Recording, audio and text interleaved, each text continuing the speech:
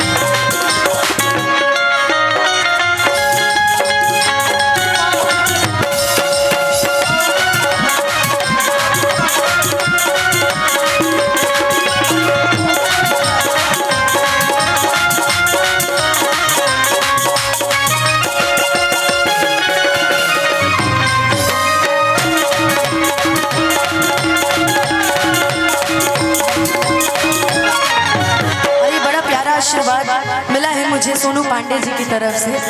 एक गाना और था ना भैया, एक गाना था विशाल, नारा नारा ना ना नारा ना।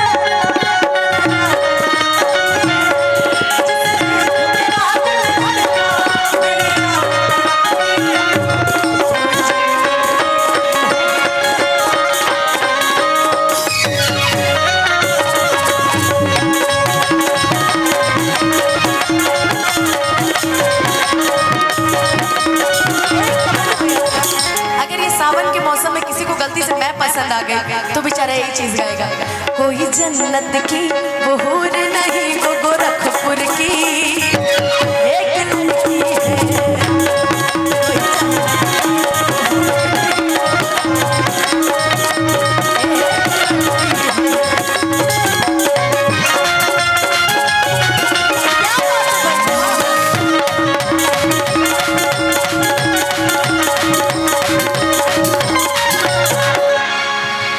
बात निराली है उसकी,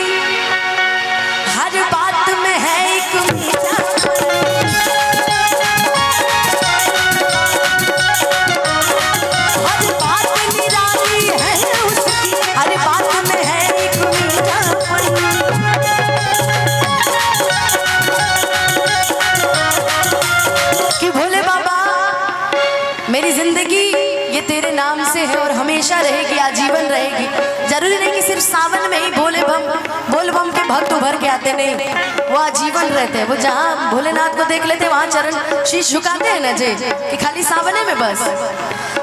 कि मीठे से हो मीठे से दिल जो लगाया है, मैं जानूंगा हो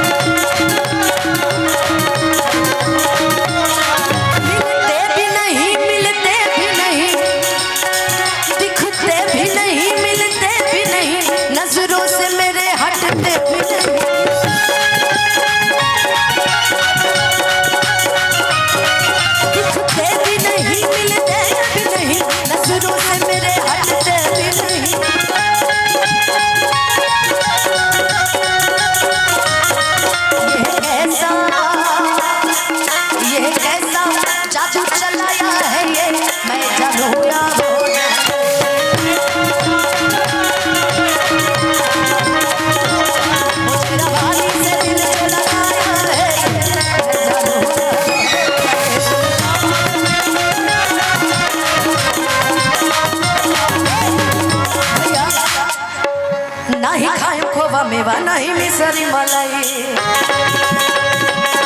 नहीं खाए खोबा मेवा नहीं मिसरी मलाई, नहीं खाए खोबा मेवा नहीं मिसरी मलाई, अरे मारू को पीस के लिया था। ये गणेश के मम्मी बस पाव भर भात दिया, ये गणेश के मम्मी बस पाव भर भात दिया, राउर भांगिया बढेर भोला दे, राउर भांगिया बढेर भोला दे, राउर भांगिया बढेर भोला दे, दुख भोला बड़ी दुख सहाय ना। गणेश के पापा